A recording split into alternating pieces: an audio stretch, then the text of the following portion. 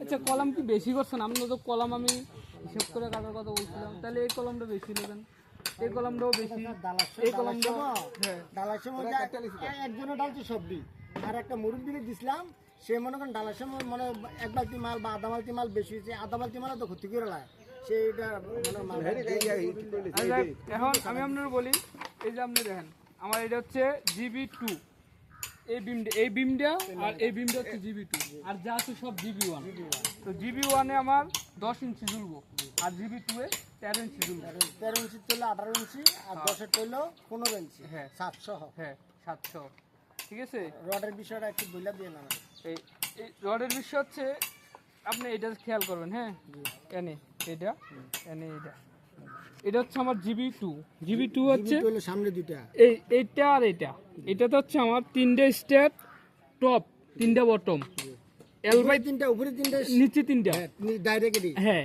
আর L/3 তে হইব top, extra top 2টা উপরে, আর এক্সট্রা টপ 3টা নিচে। এটা দিবেন আপনি আমার বটম থেকে সর্বোচ্চ 2 ইঞ্চি উপরে, 2 ইঞ্চি উপরে আর 2 ইঞ্চি নিচে, বেশি যাতে না হয়।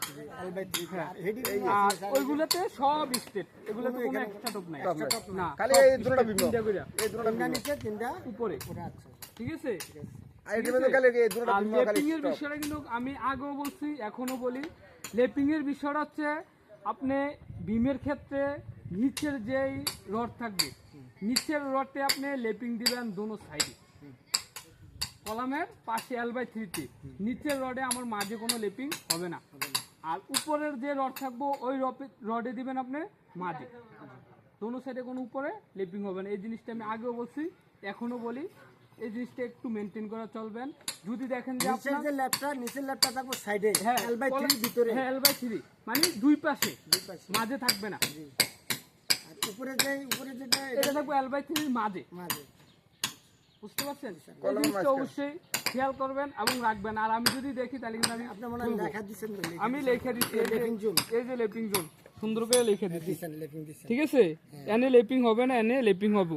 এনে যদি লেপিং না হয় তাহলে আমার এই কলামের এই পাশে সাপোর্টের L/3 তে হইব আমার নিচে, আর মাঝের L/3 তে হবে উপরে। আমি সুন্দর করে লিখে দিছি, এই জিনিসগুলো একটু খেয়াল করবেন। আর যদি দেখেন যে পড়ে যায় তাহলে অবশ্যই কাইটটা আপনি ওই হিসাব করবেন। পরবর্তীতে যাতে আমি চেক করার ক্ষেত্রে এসে যাতে এটা না হয় যে স্যার হয়ে গেছে কি করব, তখন কিন্তু আমি খুলে করাইব। যদি মনে করেন কোনো কারণবশত উপরেরটা মনে করেন লেপিং জুনের L/3 ভিতরে বললো এটা কাইটটা মাঝখানে আনবেন। হ্যাঁ কাইটটা আপনি যেমন নাইলে একটু ছোট করবেন, একটু ছোট করে আপনি ওই হিসাব করে করবেন যে এখানে আমার লেপিং দিলে ভালো হবে। হয়তোবা আপনার কাছে মনে হচ্ছে যে ওনার একটু রড কস্ট বেশি দেবে, অথবা উনি বলবে, কিন্তু এই উনি বলুক আর যাই বলুক, আপনি আপনার জায়গায় রাইট দ্য ফর্মুলা, আপনার যে ফর্মুলা আছে ফর্মুলা আপনি ফলো করতে হবে। বুঝতে পারছেন? বুঝতে পারছেন? ঠিক আছে, হ্যাঁ এই জিনিসগুলো অবশ্যই একটু ফলো করতে হবে। ওকে, হ্যাঁ।